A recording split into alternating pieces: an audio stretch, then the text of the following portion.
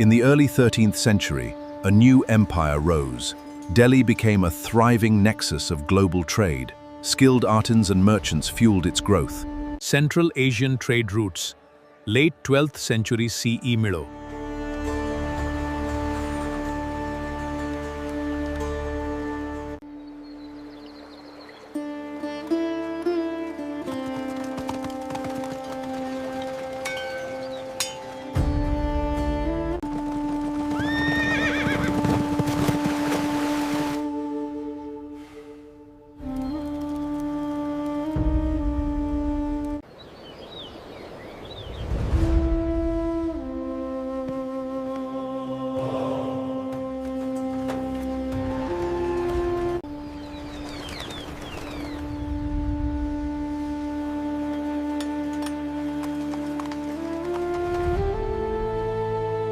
In the early 13th century, a new empire rose.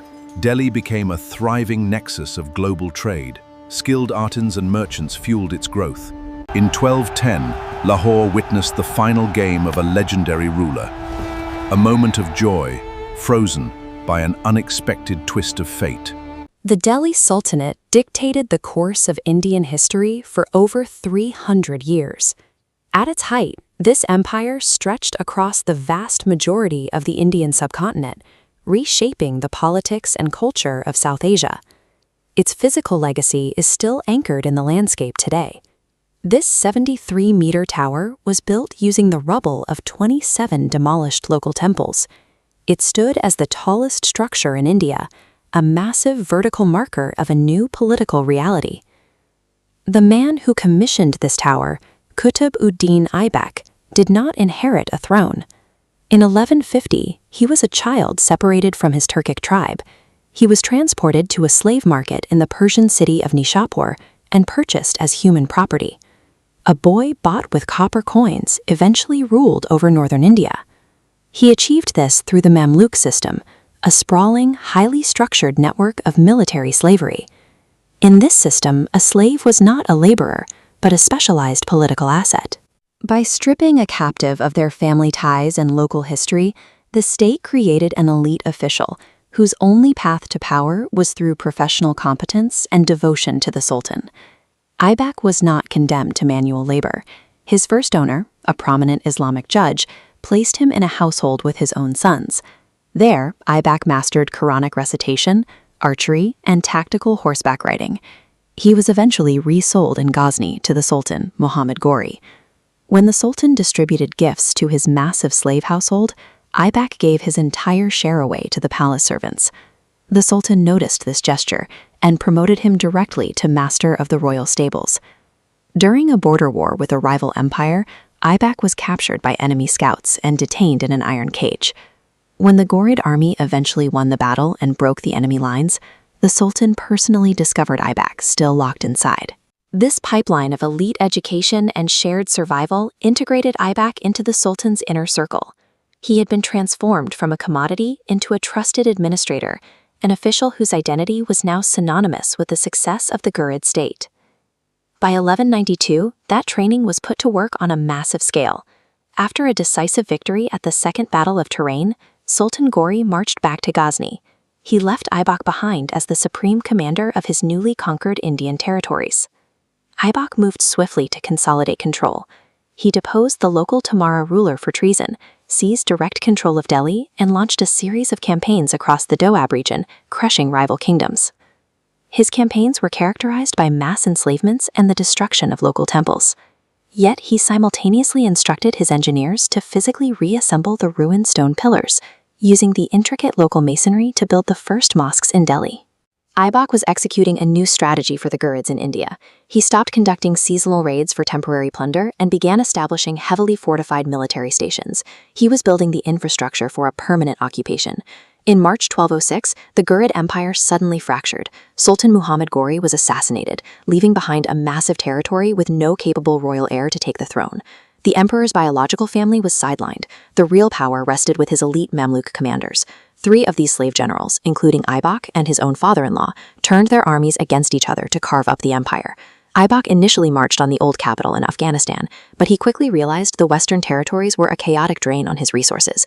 He retreated east, cut his losses, and shifted his permanent capital to Lahore. By formally anchoring his administration in Lahore, Aibak insulated his borders from the constant civil wars in the west. He severed ties with the old Ghurid Empire and forged an independent, self-sustaining state in India. Just 4 years into his sovereign rule, Aibak's momentum came to an abrupt end.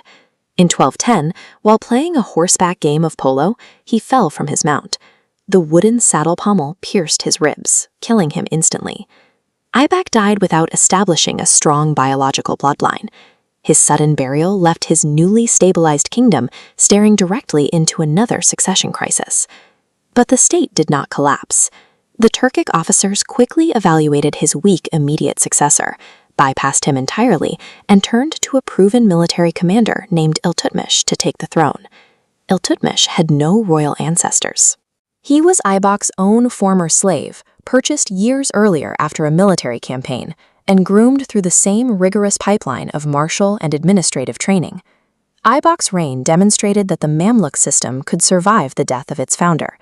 By replacing a biological heir with an elite slave commander, he institutionalized a dynasty of military talent that would govern the Indian subcontinent for nearly a century. To really understand the sheer improbability of Aibak's survival, we've got to rewind the clock to the year 1150. Born in Turkestan, he was captured as a child and ripped away from his family. He was first sold in a slave market to a qazi in Nishapur. But this wasn't just menial labor we're talking about. Here, he learned absolutely vital military skills, archery, horseback riding. Then he's sold again to a merchant and finally purchased by the Ghurid Sultan himself, Muhammad Ghori. But Aibak wasn't just another face in the crowd. His intelligence and his skills quickly got him promoted to Amira Akor, that's the master of the royal stables. So he goes from being treated as a piece of property to becoming a highly trusted official. And this really illustrates the wild extremes of his life. The contrast is just incredible. At his absolute lowest point, while he was out foraging for horse fodder during a conflict, Aibak was captured by enemy scouts and literally thrown into an iron cage. Fast forward to the end of his career, and his highest point? Being crowned the first Sultan of Delhi. It is an unbelievable shift in fortune. Moving on to part 2, the Ghurid General. Remember that iron cage we just talked about? Well, Sultan Muhammad Ghori actually found him in there after a battle and rescued him, which, as you can imagine, forged an absolutely unmatched loyalty between the two. Serving as the vanguard of the Ghurid Empire, Aibak basically became a military machine.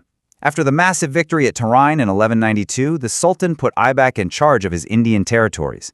Look at the scale of this. We're talking about taking Meerut and Delhi in 1192, then pushing into Ajmer and Ranthambore.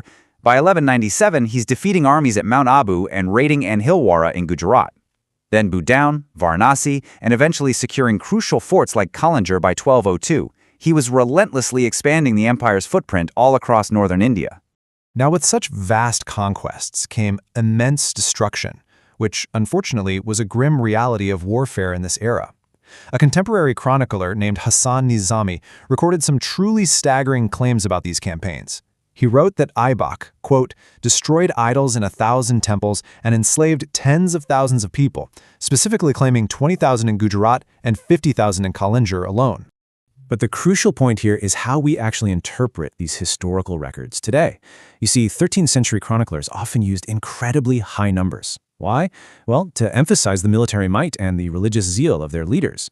Modern historians, like Irfan Habib, point out that while large-scale violence and enslavement absolutely did happen, the specific numbers were likely heavily inflated. They used hyperbole for dramatic effect.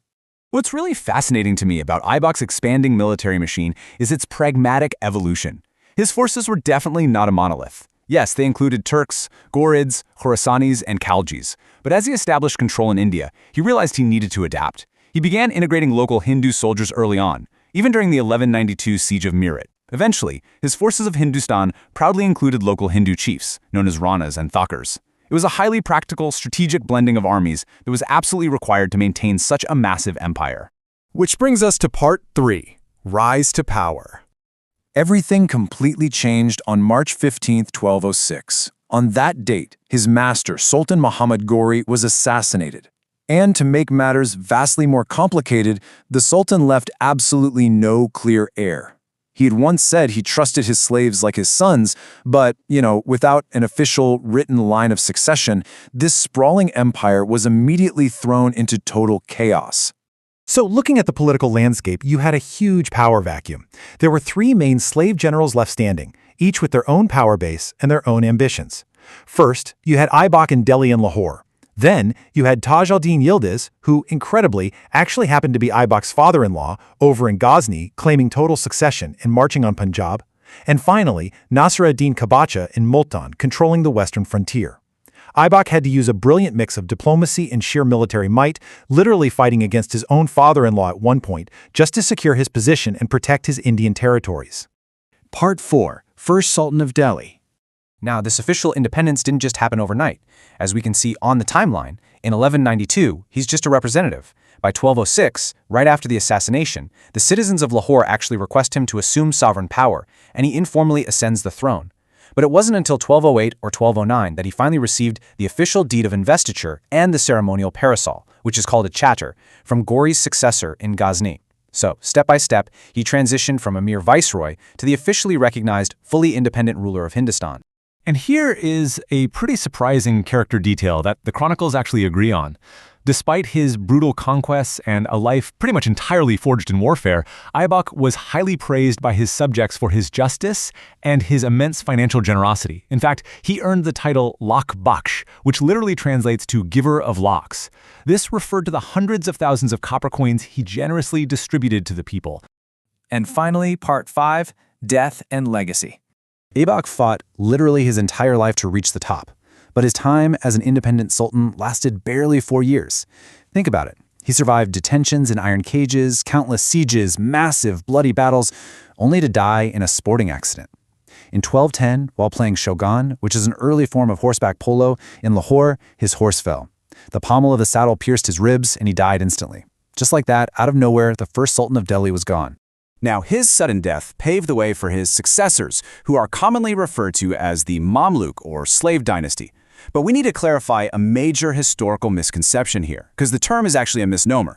Out of all the kings in this entire line, only 3, Aibak, his son-in-law Iltutmish, and later Baban, were actually slaves. And more importantly, all 3 of them were manumide, meaning legally freed, before they ever even took the throne. The rest of the rulers in the dynasty, they were never slaves at any point in their lives. But beyond the political dynasty, Aibak's legacy is literally cemented into the landscape of India. He commissioned the construction of the magnificent Qutb Minar in Delhi and the Adai Din Ka Jompra in Ajmer. These incredible architectural foundations of the Sultanate era still stand today, hundreds of years later, serving as massive physical markers of his reign. Which leaves us with this final thought. How did a young boy, sold in a busy market in Nishapur, manage to spark an empire that would shape the Indian subcontinent for over 3 centuries? It's a profound testament to human resilience, ambition, and honestly, the unpredictable forces of history. Thanks for joining me on this explainer, and I really hope this provided a clear, engaging look into an absolutely fascinating life.